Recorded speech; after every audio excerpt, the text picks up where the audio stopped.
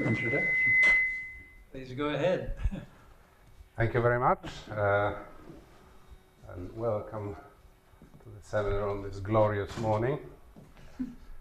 My wet trousers will be on over YouTube, I think. The camera is watching. And I was thinking of starting with thanking the organizers. But skipping that, I'd like to share a few thoughts on the problem of formation of singularities in an infinitely easier situation than what we used to hear about in the workshop, namely the formation of singularities in relaxing magnetic fields. And it will be some part of this will be relatively rigorous, as much as I can manage, and some other part will be a bit wild and speculative, but I think there is a grain of truth to that other part, so I thought this is an ideal place to hope for some good feedback from you.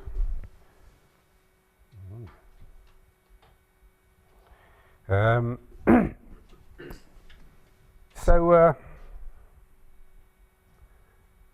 to warm up, this is motivation, and warm up is the right term here, because this is in millions of degrees, which you see.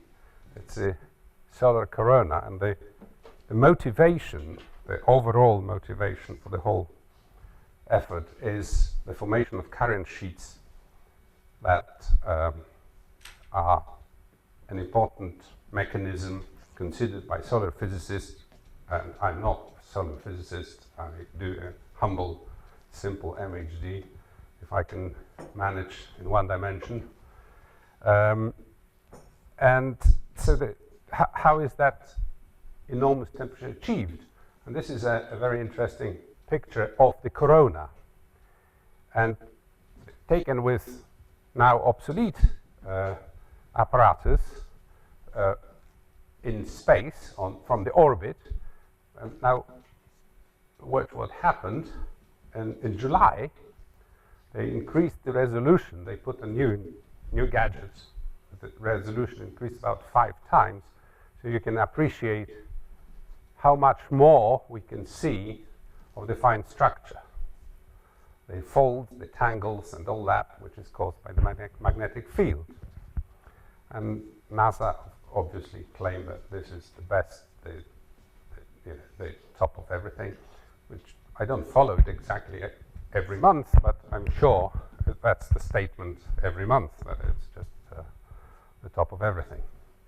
So these images reveal an incredible structure of the magnetic fields, and that the belief is that magnetic fields have a lot to do with heating. Well, in fact, they probably are responsible for heating solar corona. And that's a reconstruction of the sort of the largest scale magnetic fields on the sun, with a hole opening up here, and that hole is a place from which a jet streams out and is free to go into space. So if I understand it correctly, these holes are origins of the solar wind that hits the Earth. And there is another reconnection sequence near the Earth in the magnetosphere to do with that flowing solar wind. So the puzzle of which current sheets in which they play a part is the fact that the photosphere, what we see as what we perceive roughly as the surface of the sun, is about 1,000. It's a few thousand Kelvin, okay, like 5,000–6,000 Kelvin, and then there is a chromosphere, and then there is an incredibly sharp rise in temperature, and in the corona there are millions of degrees. And the question is, how this happens, there is such a cool part, and then what heats up the corona. So this is the diagram that I found on the web, which is supposed to reflect, it's about 2008, I think, this diagram. So I understand this pretty much reflects the overall picture. You see similar diagrams, for example, for Earth water cycle and that sort of thing. So this is the summary, pictorial summary of the different phenomena and different physics that takes part. This is, you have, this is 500 kilometers, 1,000 kilometers. So this is chromosphere, and up here starts the corona.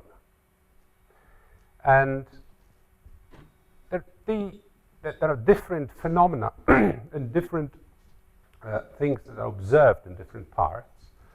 And current sheets on this diagram are here, but I think it's probably a bit biased, because I would be surprised if current sheets as such were confined to that area only. I think they are likely to play a part higher up as well. And this is a picture of a coronal loop, and you see how magnetic field is braided by the foot point motions. So you see with the naked eye that there is a great likelihood of flux of different orientation being brought together, and therefore you naturally form sharp gradients in the magnetic field, either magnitude or orientation or both, and those are the current sheets. So I'll start on magnetic relaxation, because the picture in that, the way to think about this, about the dynamics, the way to think about the dynamics of these coronal loops and other magnetic flux systems is that they are slow parametric. The dynamics is slow parametric evolution. So obviously there are violent things that may happen. It may blow up, for example, but that's a different story. But as long as it stays more or less in place, it evolves in the way that the foot points are moved by the turbulent motion on the photosphere to dimensional motion for all purposes. Here it's two-dimensional. Well, it does sink as well, so it may bring the flux together, so it may increase the flux on the surface as well. I mean the flux density. And so how to think about the dynamics and why relaxation? Because you take the foot points, you move them a bit, let this stay where it was, and then with the new, well, if you would like to do it on the computer, in your imagination, that you do the infinitesimal motion of the foot points, remembering the connectivity between a set of points here and a set of points here, and then after doing infinitesimal motion of the set of foot points with remembered connectivity, you let the whole thing relax to the new equilibrium. So because the connectivity in the ideal situation is preserved, then obviously you can braid magnetic fields. And if you think about this large thing as a collection of different little small tubes, then tubes are braided as well, and therefore we expect, and this is the scenario that's been put forward by Parker a long time ago, but it still really has no hard proof that it happens. But the popular belief is that if you braid these things at the bottom, then they must evolve in ideal situation, they must evolve discontinuities, like the two strands must eventually come together at different angles. So this is why relaxation is important, because you imagine this in the way like that. You have relaxation in many different configurations.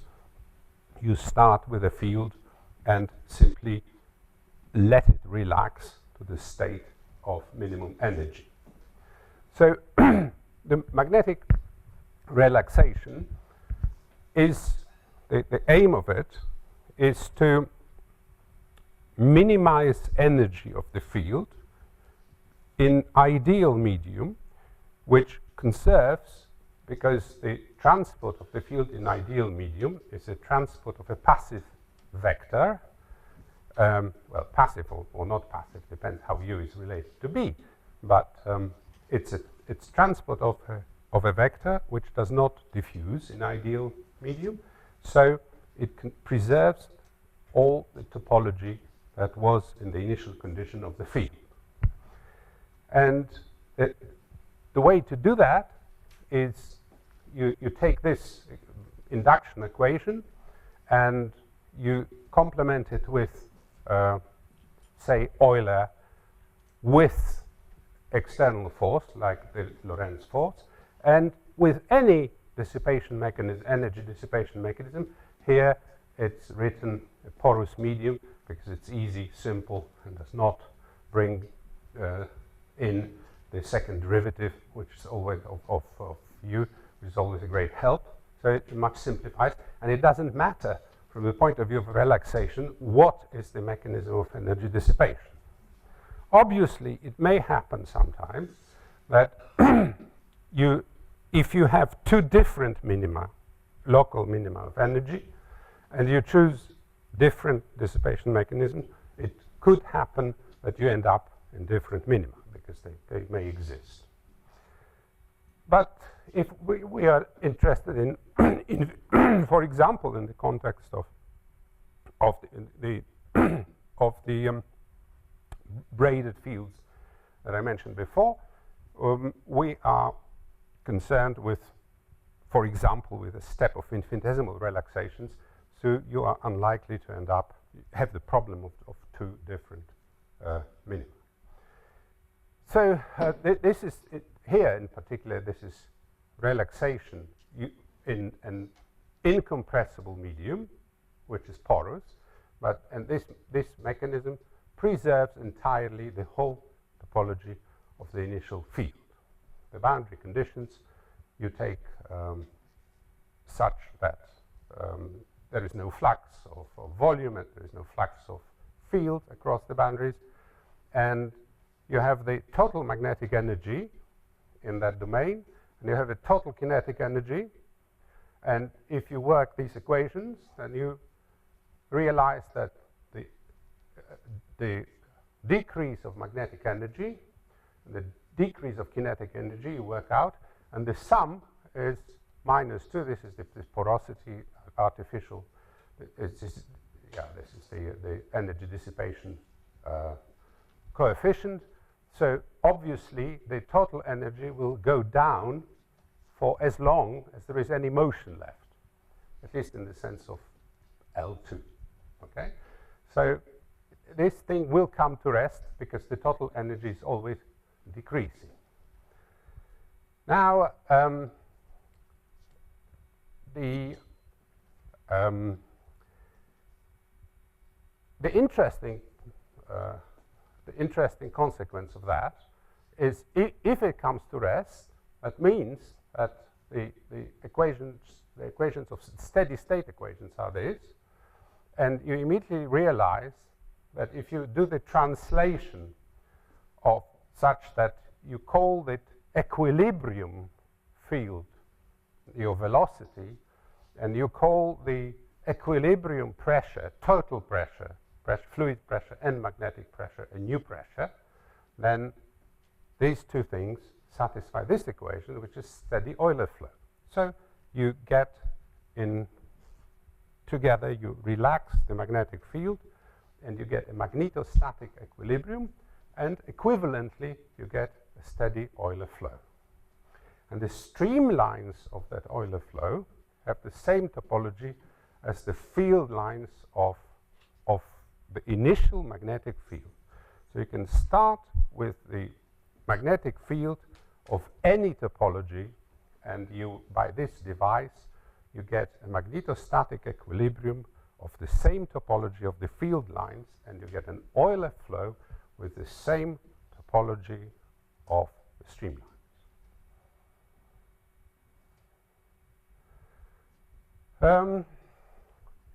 So if the topology is conserved, and you, for example, start with a configuration like this, say these are 3 magnetic flux tubes that start like this, and their foot points are rooted somewhere.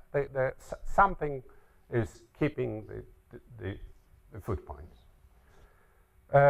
So intuitively, because, for example, in incompressible medium, the field lines always try to become to decrease their lengths. So all these three initial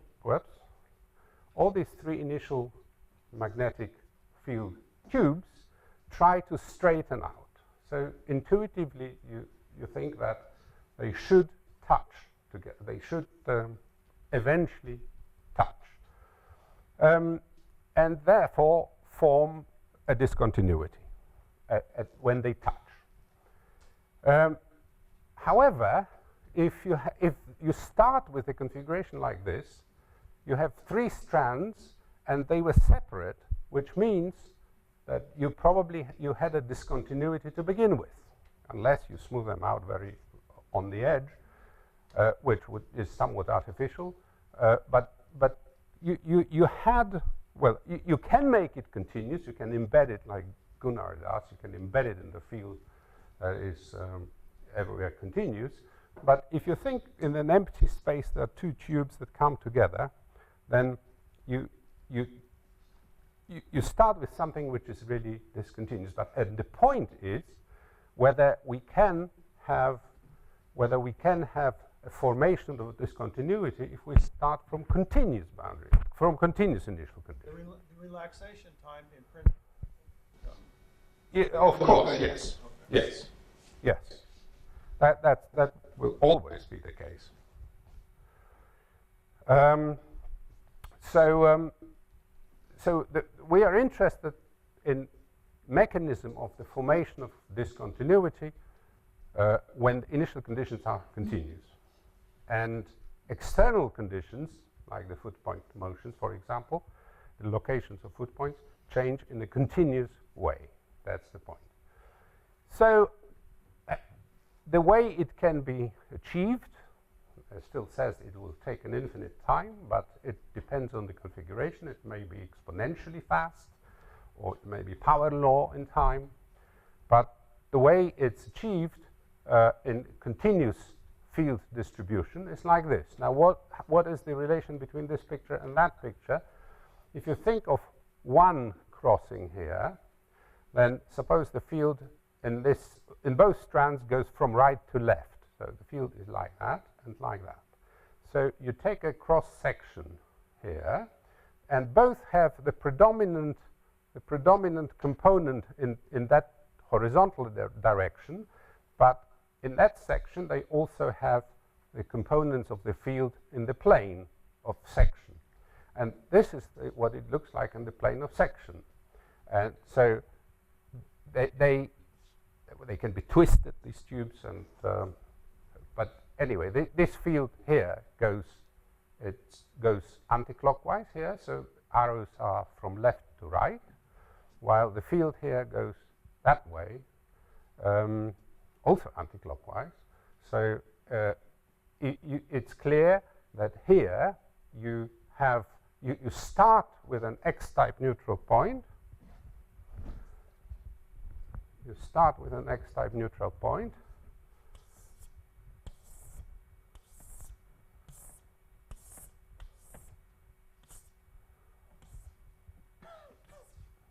So like this, and this collapses, is being pushed by the two flux systems, and ends up with two Y-type neutral points like this.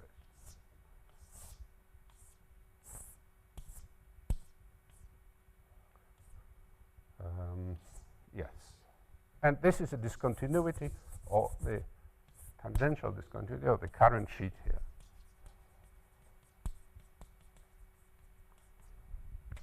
So that's the way it can be achieved.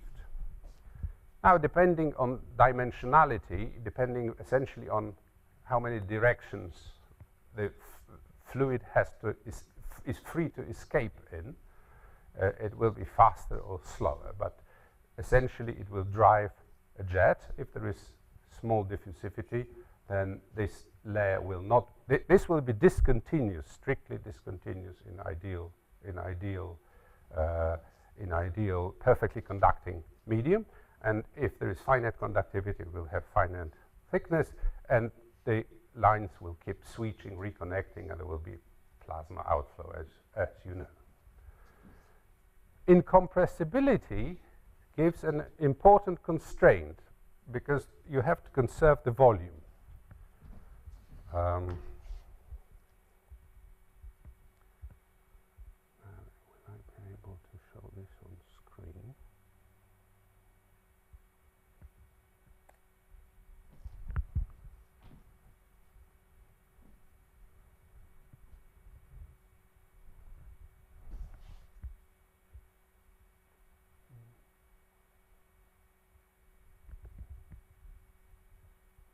Maybe not. Sorry. It worked yesterday. Here it is. I pulled from a knot plot a tightening of a knot. Oh, it's a link, actually. It's a link of three cycles, and you relax this with conserved volume. So one way or another, so that's another sort of type of relaxation other than foot points shuffling. Another important thing, you have initial field with complex topology, and you let it relax. And if the volume is conserved, then you end up with roughly what looks like a ball of the same volume as the initial condition. It's a bit more, a bit less, but you obviously have the lower bound because of the volume. Now, if the whole thing is very compressible, then you can still, there is no constraint on the total volume. It will still relax and goes, depends how compressible the medium is, it will go down in size, but the total energy is bounded from below, so it will not disappear, shrink to zero.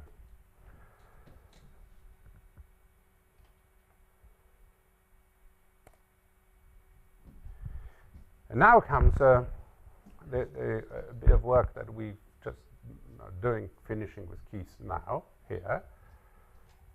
That was the volume preserving, incompressible, and now we are thinking of a completely different setup, namely no pressure, no density, in fact. The medium is so tenuous that the only thing that affects the flow is viscosity. So what happens? What drives the flow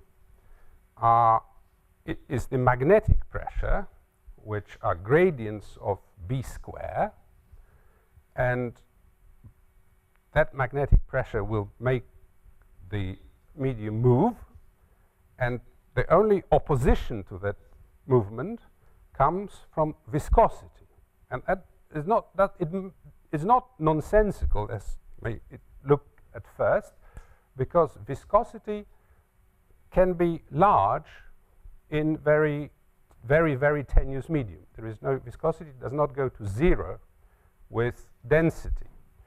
And the mechanism is simple, because if density goes to zero, then the mean free path increases. So they are when you exchange momentum between layers of fluid, there are fewer particles doing this, but they go much longer distance. So this is how viscosity can stay even if density is very, very low. So we are thinking of that. And because, as I said before, that the problem is that one would like to work out one concrete example to the end where the formation of discontinuity actually occurs. That mechanism of the X-type neutral point collapse, there are obviously, this is very well known, and many people have computed it, but we would, and you can get solutions which have the discontinuity, the real discontinuity by conformal mapping. It's not easy to get them like this, Y-type neutral points. They usually stick out here, these solutions by conformal mapping. Never mind. But we would like to work out the simplest possible case. Can I ask you another? Sure. This is maybe a dumb question, but you said the relaxed state is the solution to Euler's equation. So how do you have a discontinuity in the solution to Euler's equation at the equilibrium? Well, you can have discontinuous Euler flow because there is no viscosity. There's no problem. These are the weak solutions. They're weak solutions. Okay. Okay. So when you say it's Like you have a flow. Well, you have flow between two parallel plates. If it's Euler, it can flow in any direction at any level. I'll come to that still. So now the dynamics is, as I said, it's driven by pressure, Lorentz force, and the dissipation is viscosity, except it's viscosity. It's compressible, obviously, if there is negligible density, then it's very compressible. There is no any restriction on d view, can be anything. And so you have also bulk viscosity. So, but they combine these two dissipation terms. This is sort of good old Navier-Stokes, as they should be in compressible medium, including bulk viscosity. You have the continuity equation, and you have, to begin with, I add proper magnetic diffusivity term to the induction equation. Okay, we'll switch it on and off, but this is what it should look, what it looks like when magnetic diffusivity is non-zero. But we put here pressure equals zero and density equals zero. So these two terms go away, and that means that the momentum equation turns into what they call a diagnostic equation. The atmospheric physics people call it diagnostic equation. So equation which doesn't have a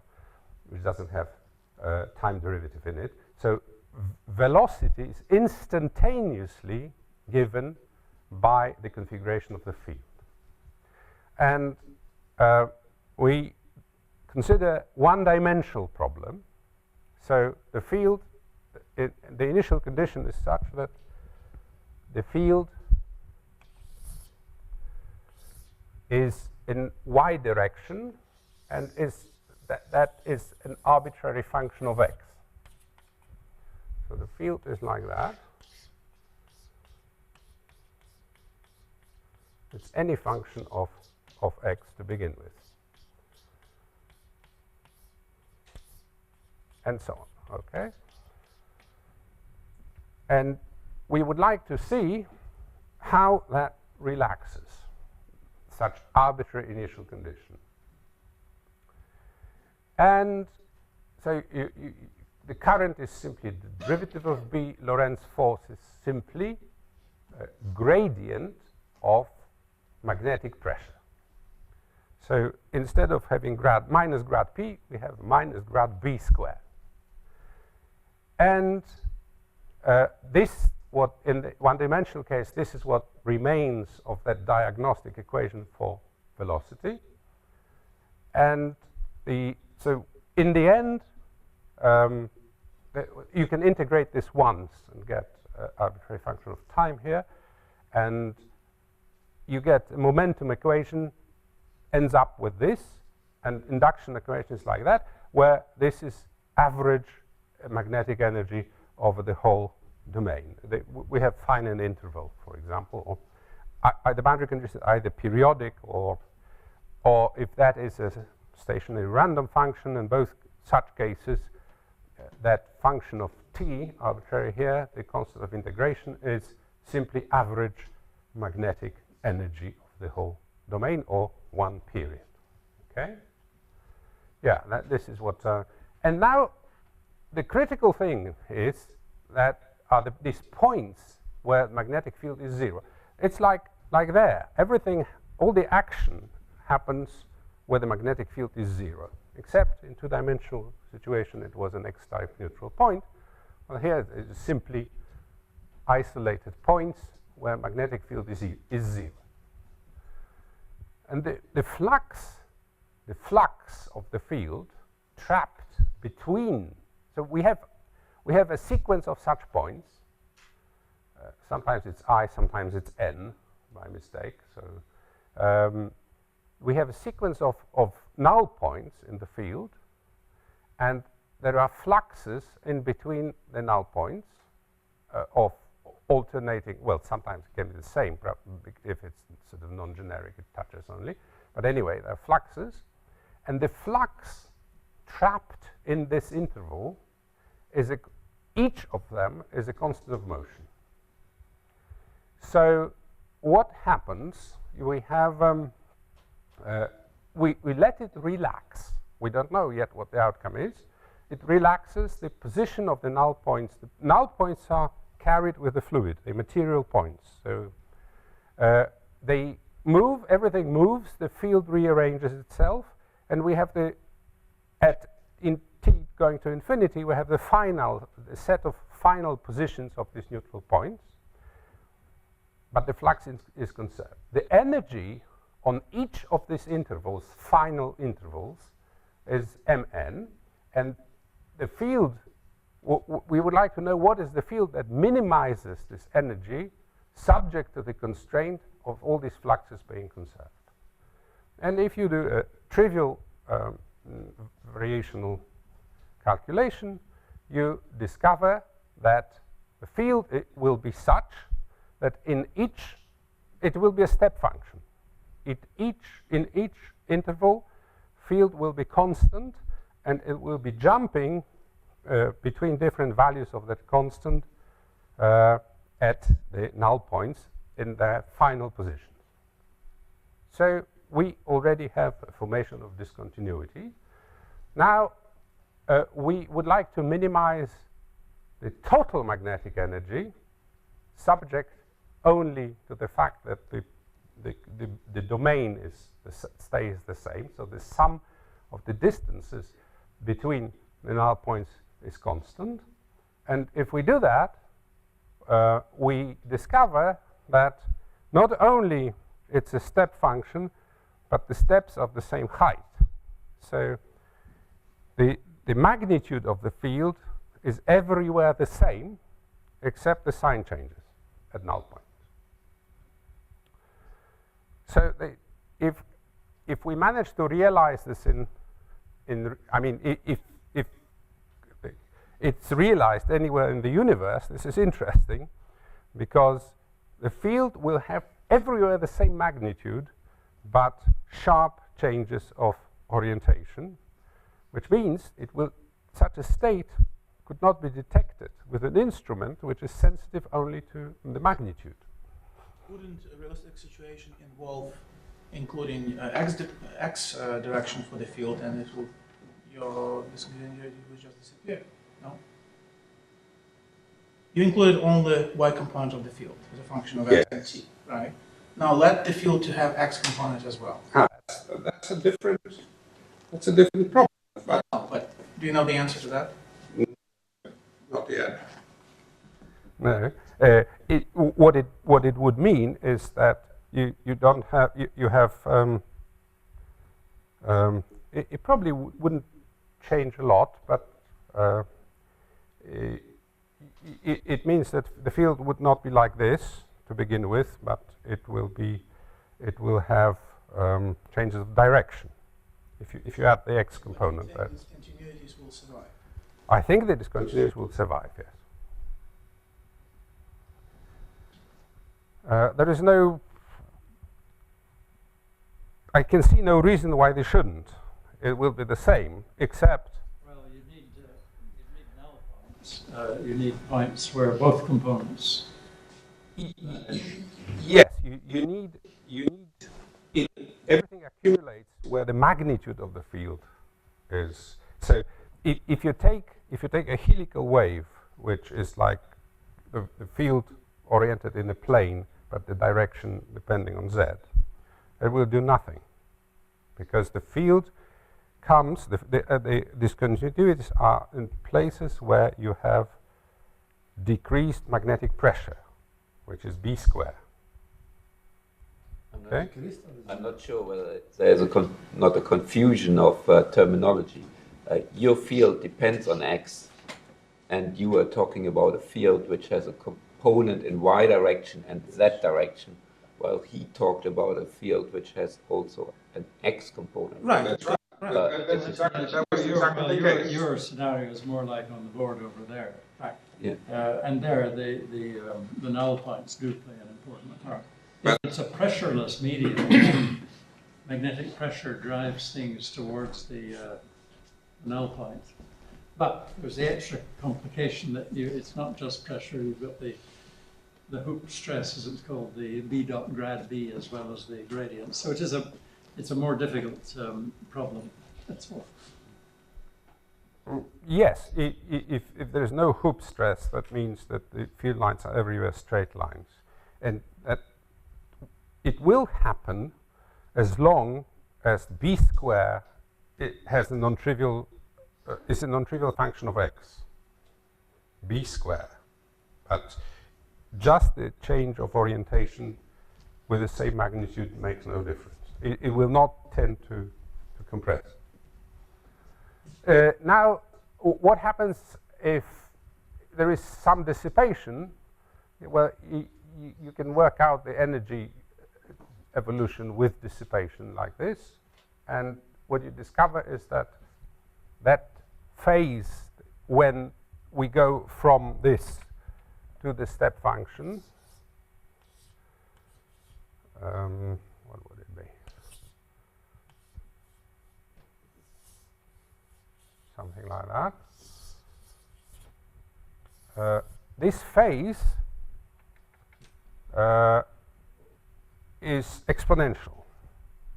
It decays exponentially, and then with a small dissipation, obviously with small dissipation these discontinuities do not survive. They become smooth, and then there is a process of reconnection, the magnetic flux being driven towards the null points and burned, annihilated, so the steps will decrease slowly, and that decrease is power, 1 over time.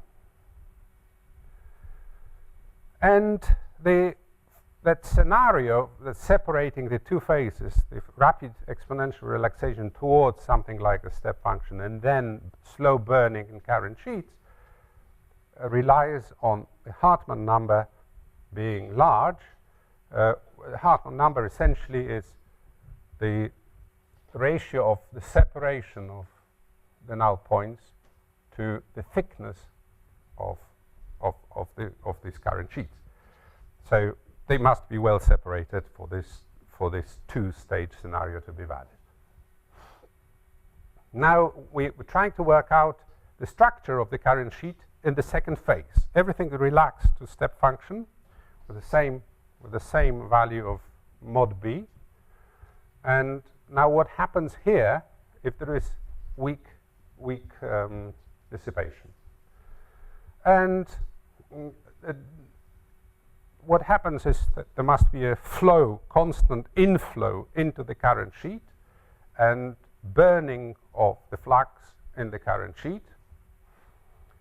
And we would like to work out the steady state of that. So the step, there can be only one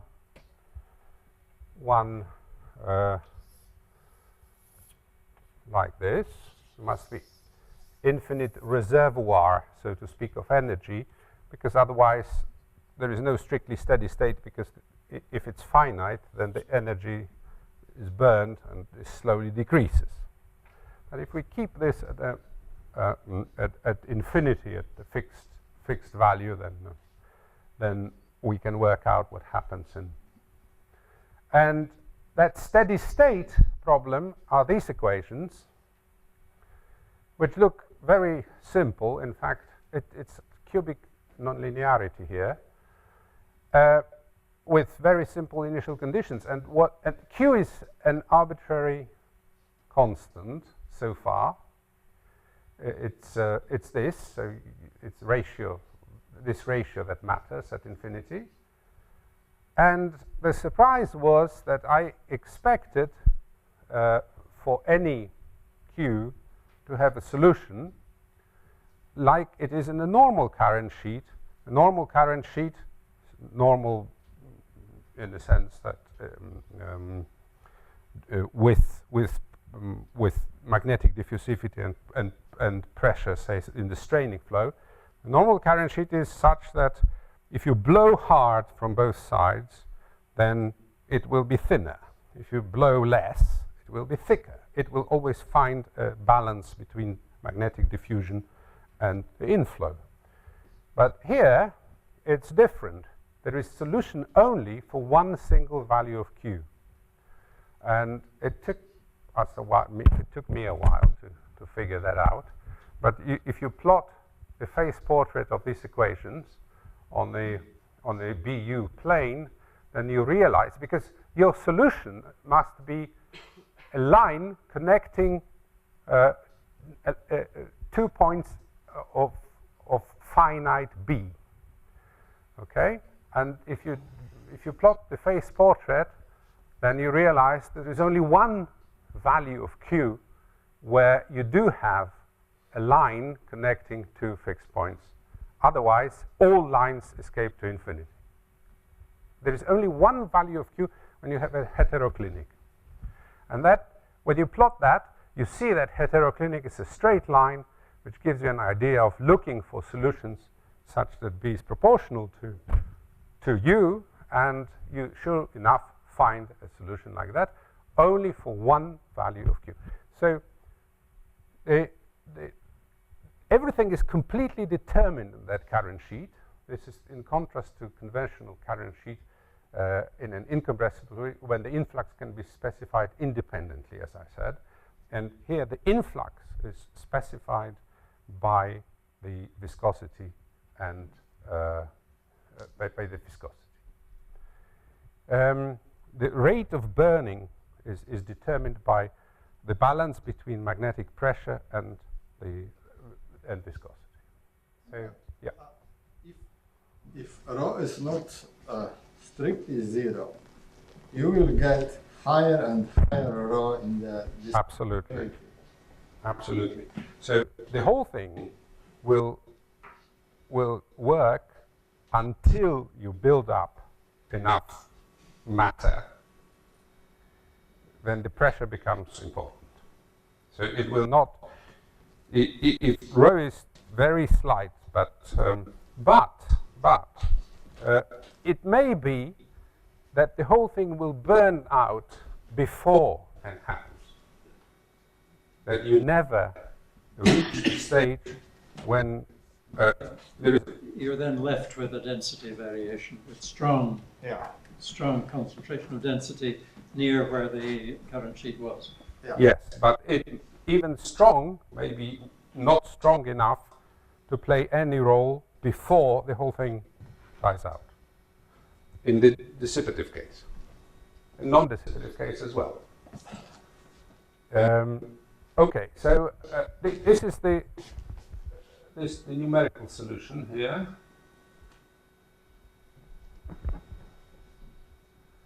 Blue is the initial condition for the magnetic field, red is magnetic field evolving, and dashed is velocity.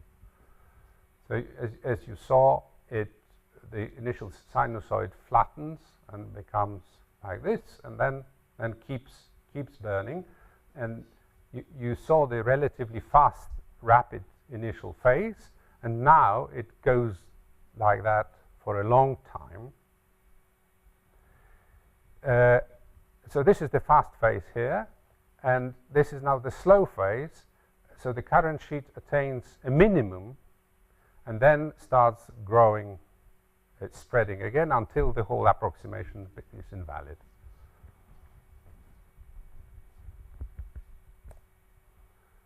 And here is another initial condition. So you start with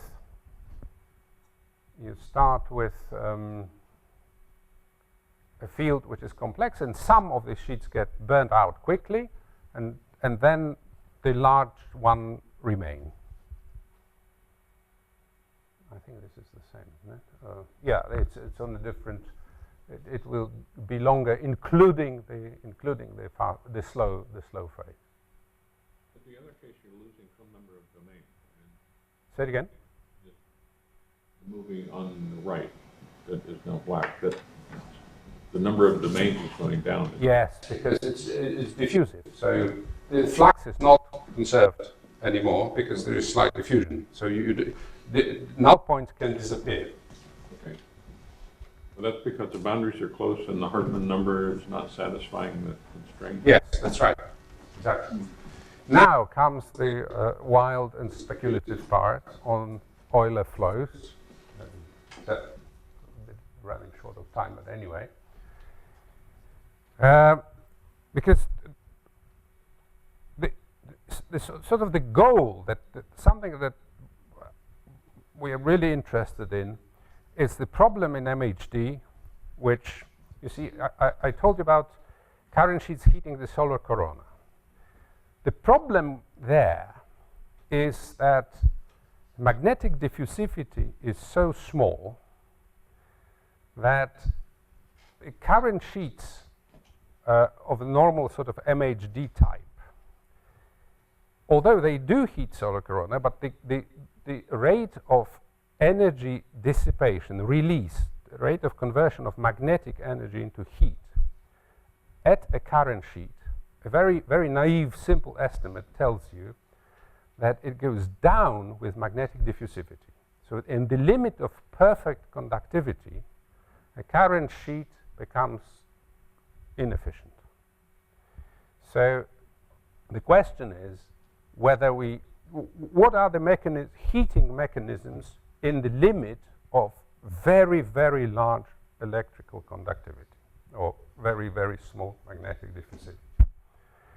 And this was sort of one attempt, and the rate of dissipation in that case, in the sheet, is controlled by the ratio of, we're still thinking about this. It's controlled by the ratio of magnetic diffusivity and viscosity. So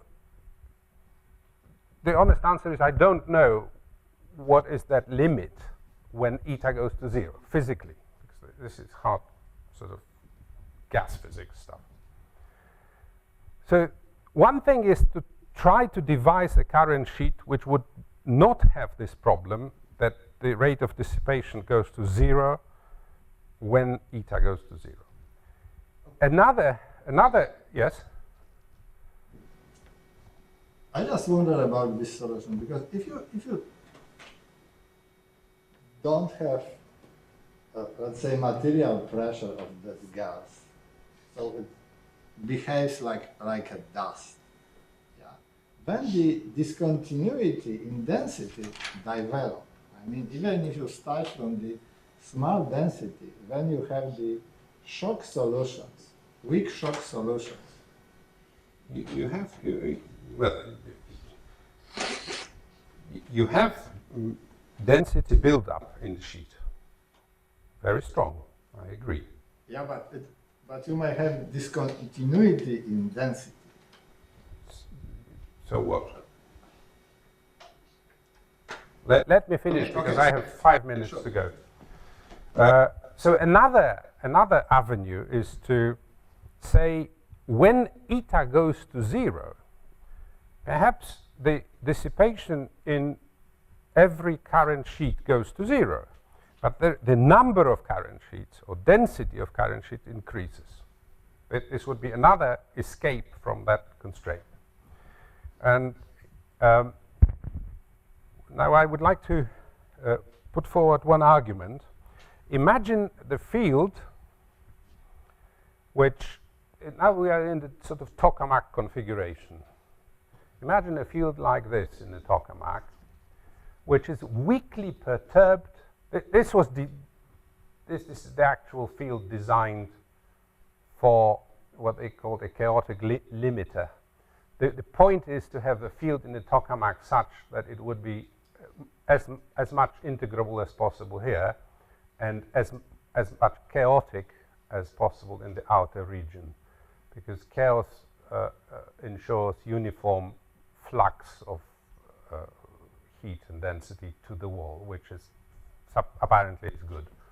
Anyhow, that doesn't matter. Imagine a field which is a weakly perturbed integrable field. And take this as an initial condition for our ideal relaxation. Okay? So we start with a field, toroidal field like this, and we let it relax, assuming the fluid to be perfectly conducting. We've been through relaxation all right. The point is that if you relax that field, you end up with magnetostatic equilibrium like that, and you immediately see, by dotting both with dot P, you immediately see that magnetic field lies on surfaces of constant pressure. Okay?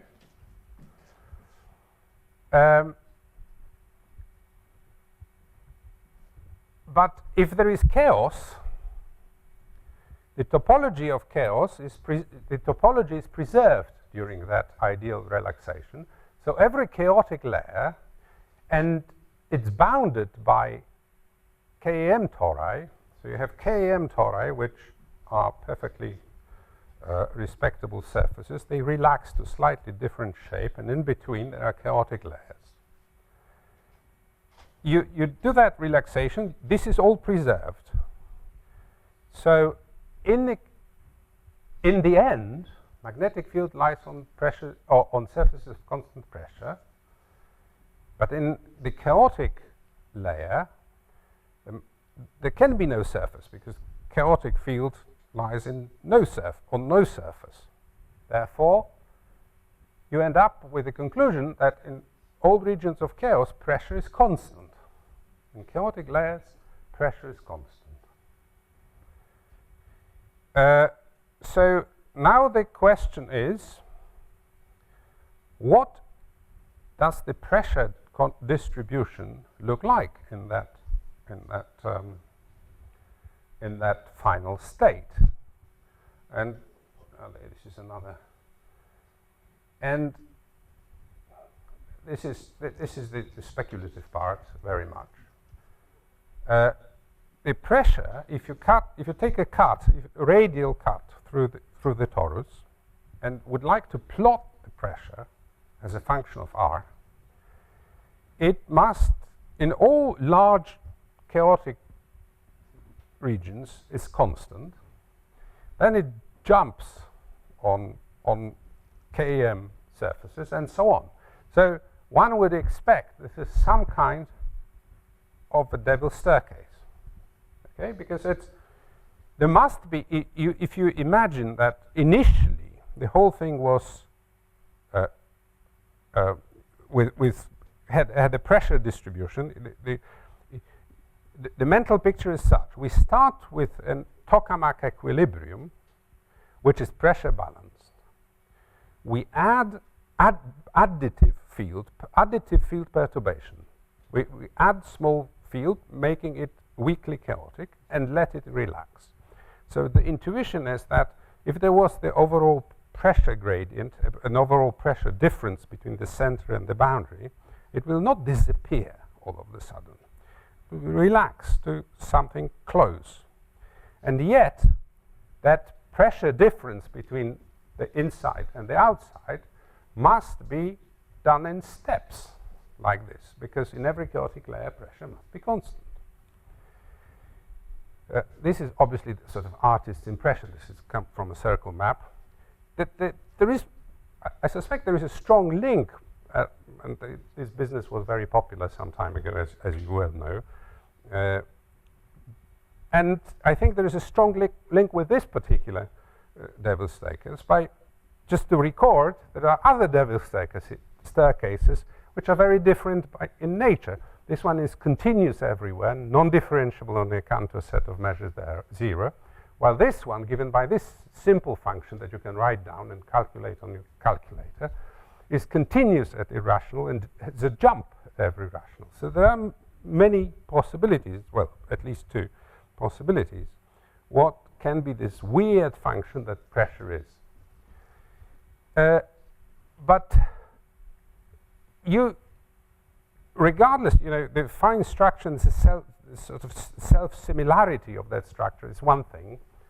But if you look at it from distance, you see jumps of pressure. You don't have to go to the finest scale, but you would, if it looks like that, and the pressure is constant, and that has this actually has an infinite sort of, the derivative of the devil's staircase is another matter.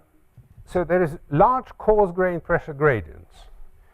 So the question is there a current sheet at every CAM surface? Because pressure jump is infinite gradient, and if it's equal to J cross B, that means J is infinite. That means a pressure, that means a current sheet. So this is a simulation,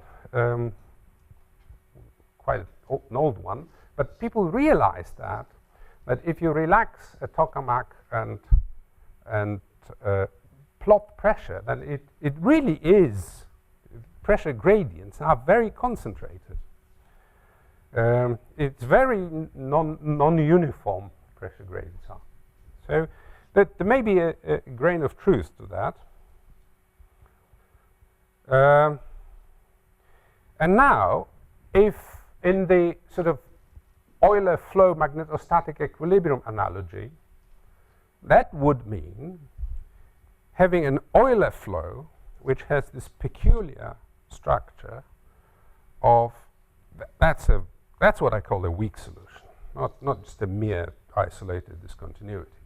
There will be discontinuities of the flow everywhere on every KM surface.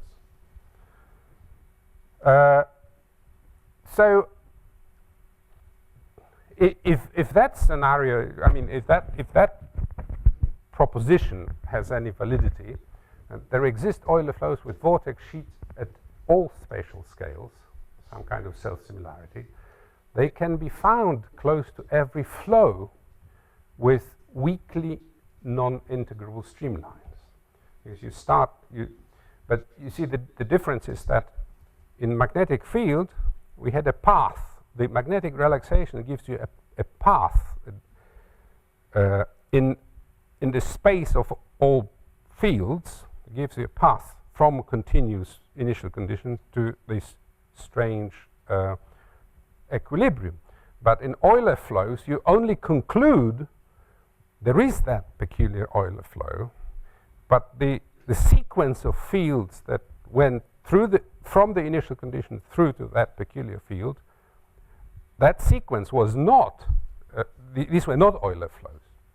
So we don't have a path in the functional space of continuous deformation of Euler flows leading to that.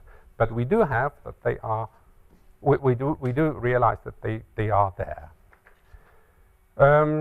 Well, and the question is obviously that whether there are time-dependent Euler flows that come close to those multi-scale flows.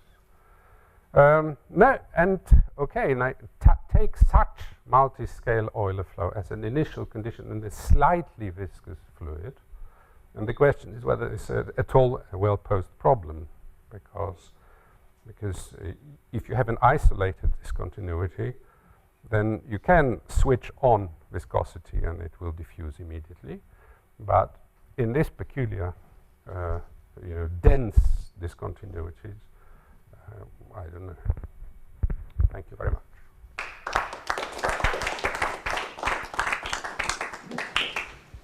Well, thank you, Konrad. Some very stimulating, indeed provocative ideas.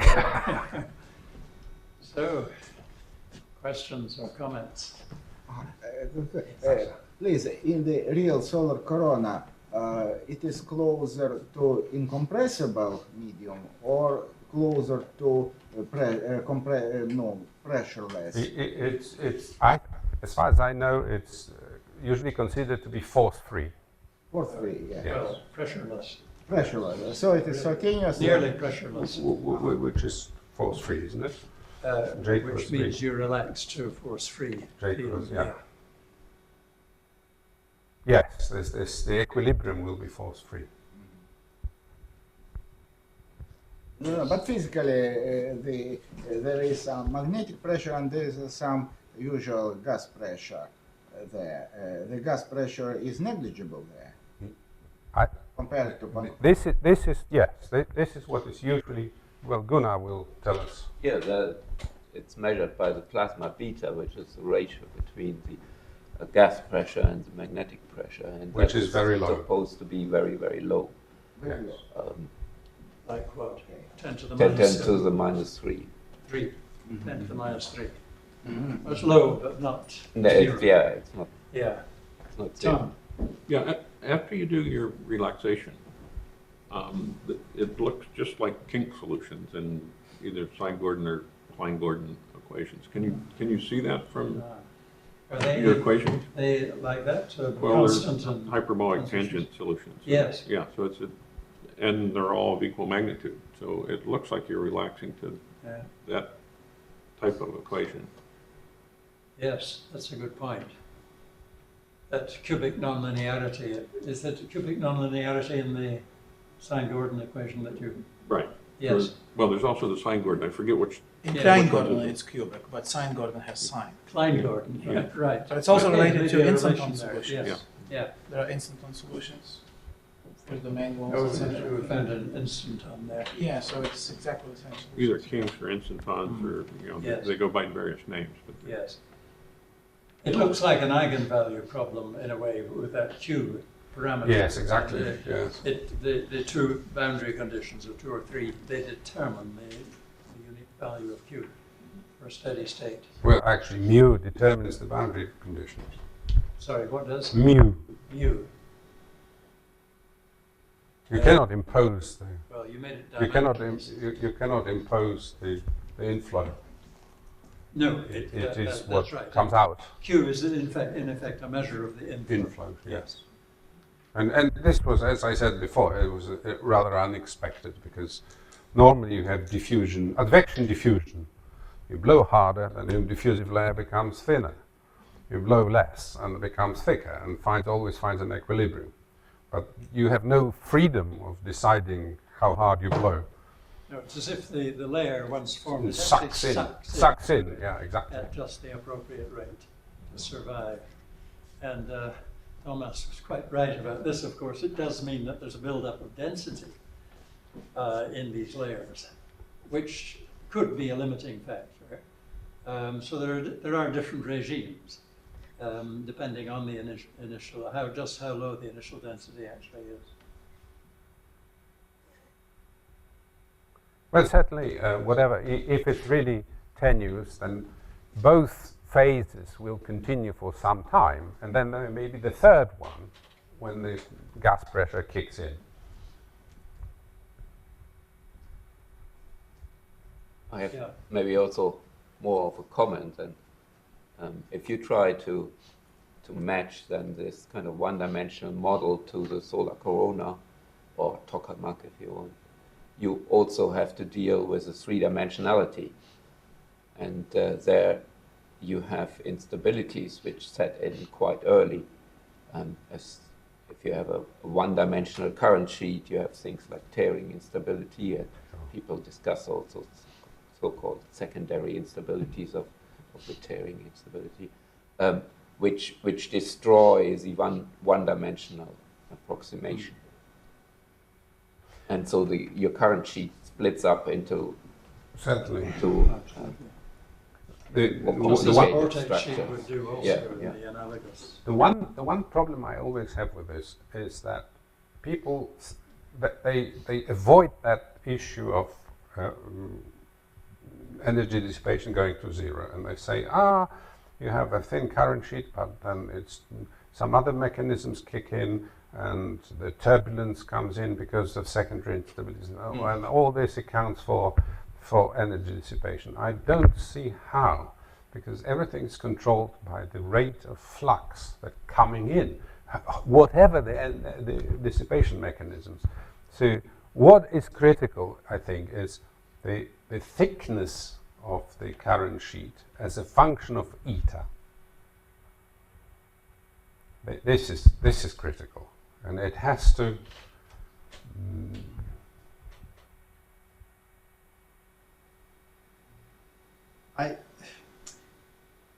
These solutions have prescribed, if you take that there is only one current sheet, right? These solutions have prescribed velocity in plus and minus infinity. No, it's not prescribed. That's the point. It comes out. Right, it comes You out. cannot prescribe that. But it Right, is true. right. It has some velocity at infinity, yes. Right, and isn't this a problem? Because if you start from the situation that you have fluid at the rest and jump in the direction of the magnetic field, so what drives this infinite amount of fluid towards?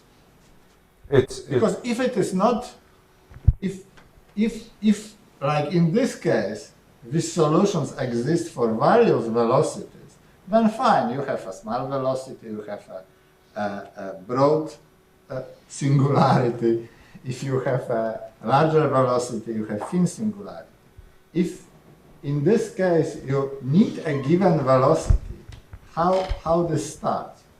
It starts by the gradient of v squared, which has the same effect on fluid as p. It's pressure driven, but the pressure is magnetic rather than fluid. I understand. In short, it's the Lorentz force that drives the fluid. Except the Lorentz force reduces to grad v squared. Yeah, there is this effect of the diffusion.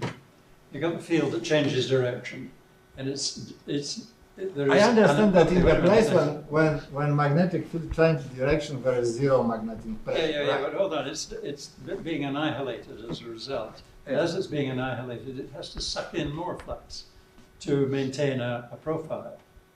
And it's a sort of suction that brings in the fluid. You don't think it that way? Anyway, I would be happy to see suction implies the fluid density pressure. profiles of this solution. Just assume that there is epsilon density, and see the density profile.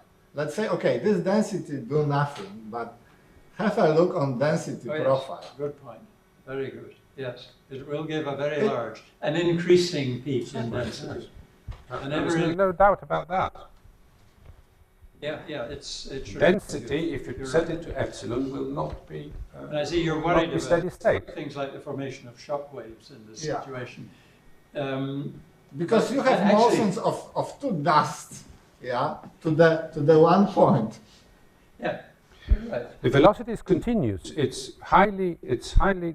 has divergence. So it goes very slowly here. It goes faster here, but it's continuous.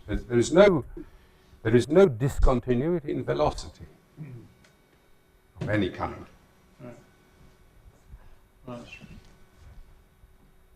It flows and slows down and slows down and slows down, builds up. But Yeah, but you get I know the solutions for dust. So you get discontinuity in density without any discontinuity in velocity.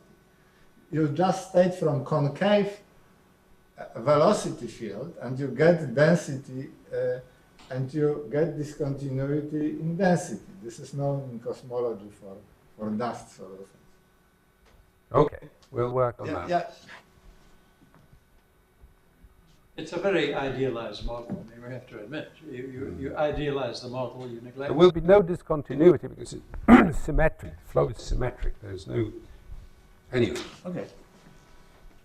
But yes, peak very much so. Romantic. Just question back to the Os Kings. Is this correct to think then that conservation of flux between 0 points plays the role of topological invariant or not? Or something? Yes. And very that's the much. only topological invariant you have here? Yes. Okay. Well, actually, the flux is conserved between any two material points. 0 points are material points, and But the usually flux we is should have conserved. But it doesn't really change anything because the material points redistribute themselves. The displacements in the end are such that the final value times the interval will be the same as it was before. But topological invariants usually translate into boundary condition infinity, which now you say you can have anything? Well, the boundary conditions here are, there are important boundary conditions. You have to, the safest boundary condition is to make it periodic on the large scale. This is one dimension. That's the safest boundary condition, because otherwise putting boundary conditions on velocity is, if it's zero density, then, zero density can flow. You cannot prevent it. If we consider instead of one dimension, two-dimensional situation, yes? So we have this bundle of magnetic lines, Yes. and some motion on the base, yes? Yes. The base point, yeah? So we can be something simple to what was considered previously about this mixing problem with mixing rods and this. Yes, exactly. and in this case, the length or the area of this nearly current sheet will grow exponentially, yes, which can beat this small thickness. Well, this is why I was asking all the time when we had the taffy puller. I was asking all the time, what is growing exponentially there? And in the picture with the braid, Yes.